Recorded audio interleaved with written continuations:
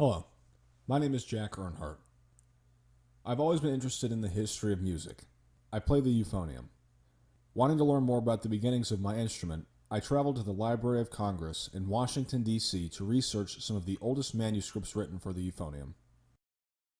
I ran across the precursor to the euphonium and became very interested in its background and history. The euphonium evolved from the ophicleide, a brass instrument with pads instead of valves. The predecessor to the ophicleide was called the Serpent, a wind instrument made from wood that gets its name due to its resemblance to a snake. After reviewing both historical documents and scores featuring the Serpent, I decided I wanted to learn how to play it. For that, I needed a Serpent, so I decided to build my own. The Serpent was originally made in 1590 after being commissioned by a French clergyman. The purpose of the Serpent was to bolster the bass voices of the choir. It then moved on to be featured in Handel's Royal Fireworks Suite and the Dies Irae from Berlioz's Symphonie Fantastique. It is now used in many settings, from jazz to Middle Eastern Sephardic music. It all starts by gluing 9 planks of solid maple together. This process is repeated twice, one for the front part of the Serpent and one for the back. Next, a template is placed on top of each one of these wood blocks. It's then traced.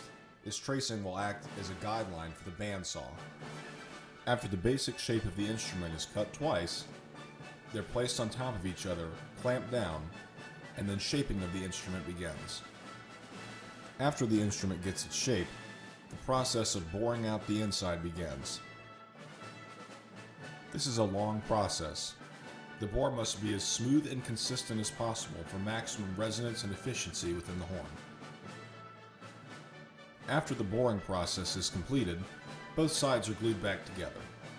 The instrument is now ready to be wrapped in leather.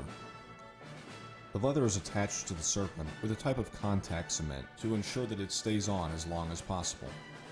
Next, 6 holes are drilled in certain places along the instrument's body. When open or closed, these holes don't change pitch. They simply change the way the horn resonates.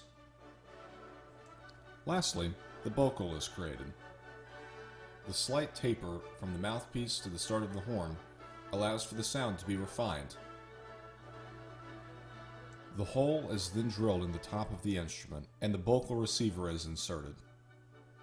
A decorative brace is also added.